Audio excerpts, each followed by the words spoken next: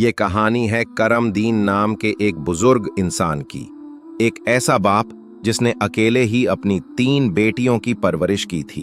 उसकी बीवी कई साल पहले इस दुनिया को छोड़ चुकी थी, मगर बेटियां कभी मां की कमी महसूस नहीं करती थीं, क्योंकि करमदीन ने उन्हें हर मुमकिन प्यार और सहारा दिया। तीनों बेटियां बहुत हसीन थीं, मगर सबसे छोटी बेटी, जिसका नाम था ज़ैनब, सबसे समझदार और होशियार थी। जब लड़कियां बड़ी हुईं तो अपने अब्बा के लिए खुद खाना पकाने लगीं।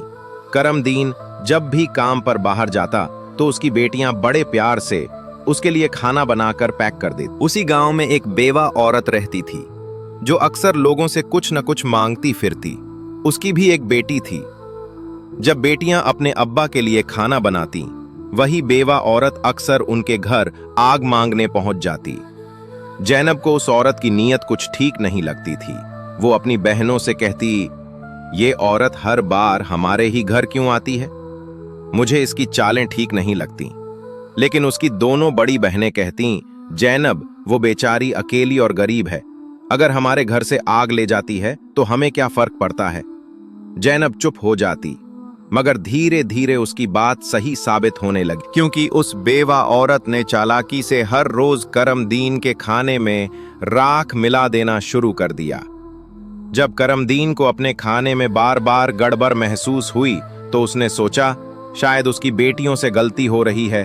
वो उन्हें डांटना नहीं चाहता था, इसलिए चुप रहा। एक दिन करमदीन ने खुद छुपकर देखना शुरू किया, क्या सच में उसकी बेटियां कुछ गलत कर रही हैं।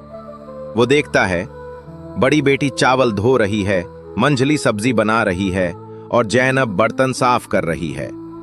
खाना बिल्कुल ठीक बनता है, लेकिन तभी वही बेवा औरत आती है और आग मांगने के बहाने करमदीन के खाने में चुपके से राख मिला देती है। ये सब करमदीन अपनी आंखों से देख लेता है। उसे गुस्सा आता है और वो अगले दिन उस औरत को घर बुलाता है। जब वो औरत आती है तो नकली मुस्कान और चालाकी से कहती है, मैं तो बस देख रही थी कि आप अपनी बेटियों से प्यार करते हैं या नहीं। आप तो बहुत अच्छे बाप निकले, बस अब सब ठीक रहेगा। उसका सौंदर्य और चालबाजी देखकर करमदीन धोखा खा जाता है। कुछ ही दिनों में बिना बेटियों की मंजूरी के उस औरत से शादी के बाद असली चेहरा सामने आता है। वो औरत अब बेटियों को कामों में झोंक देती है, उन्हें ठीक से खाना नहीं देती और हर रोज जलील करती है। उसकी अपनी बेटी महंगे कपड़े पहनती है, आराम करती है और उसकी नजरें करमदीन की पूरी जायदाद पर होती हैं। ज़ैनब अपनी बहनों से कहती है, आओ चलें कहीं बाहर ताकि दिल हल्का हो सके। तीनों जंगल की तरफ निकल जाती हैं और वहां एक घने दरख्त के नीचे बैठकर रोने लगती हैं। तभी वहां से एक बुजुर्ग फकीर गुजरते हैं, जिन्होंने लड़कियों की हालत देखी। ज़ैनब अल्लाह से फरियाद कर रही थी, हमें इतनी तकलीफ क्यों मिल रही है, हम तो बस माँ की कब्र को याद कर रही हैं। बुजुर्ग ने उनके पास जाकर सारा हाल पूछा, फिर बोले, मेरे पास चलो बेटियों, मेरी झोंपड़ी के पास एक अनार का पेड़ है, जाओ वहां से अनार तोड़कर खा लो। तीनों बहनें फकीर का शुक्रिया अदा करती हैं, अनार खाकर वापस आती हैं और फिर ये उनका रोज का मामूल जब सौतेली माँ को शक हुआ कि लड़कियां बिना खाए इतनी तंदुरुस्त कैसे हैं, तो उसने अपनी बेटी को जासूसी के लिए भेजा। सौतेली बहन ने सब देख लिया, घर आकर सब बताया। अब सौतेली माँ ने चाल चली। उसने करमदीन से कहा, मेरा सरदर्द बहुत बढ़ गया है, वो जंगल वाला अनार का पेड़ काट दो, उसकी जड़ से दवा बनाओ। करमदीन ने लोगों को भेजकर वो पेड़ जड़ से कटवा दिया। अगले दिन जब बहनें जंगल पहुंचीं और पेड़ नदारद था तो फिर से रोने लगीं। फकीर फिर आए और बोले, घबराओ मत, अल्लाह तुम्हारे लिए कुछ और देगा।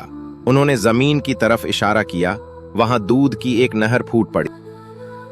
तीनों बहनें मिट्टी के प्यालों में दूध भरकर पीने लगीं। अब यही उनका खाना था। जब सौतेली मां को फिर खबर लगी तो इस बार उसने फकीर की झोंपड़ी और दूध की नहर मिट्टी से भरवा दी। अब लड़कियां पूरी तरह बेबस हो गईं। एक दिन सौतेली मां फिर बीमार बनने लगी। इस बार उसने करमदीन से कहा, मेरे हाथ पैर ठीक तभी होंगे जब तुम अपनी बेटियों का खून मेरे हाथों पर मलो। करमदीन का दिल टूट गया। वो बेटियों को खोजते हुए कब्रिस्तान पहुंचता है जहां तीनों मां की कब्र पर रो रही होती हैं। वो उन्हें गले लगाता है और कहता है, चलो बेटियों, कहीं और चलकर सुकून से जिएंगे। वो उन्हें जंगल में ले जाकर बनलाकर खाना खिलाता है और फिर खुद हिरन का खून लेकर अपनी बीवी को ये कहकर देता है कि बेटियों का खून है। बीवी खुश हो जाती है। जब बेटियां जागती हैं तो खुद को अकेला पाती हैं। वो डर जाती हैं, जंगल में रोने लगती हैं। इत्तेफाक से वहां 3 दोस्त शिकार पर आए होते हैं। एक का नाम नसीर होता है। वो लड़कियों को देखकर दुखी होते हैं, लड़कियों की आप बीती सुनते हैं और तीनों उन्हें अपनी बीवियां बना लेते हैं। जैनब की शादी नासिर से होती है और तीनों को एक नई सुकून भरी जिंदगी मिलती है।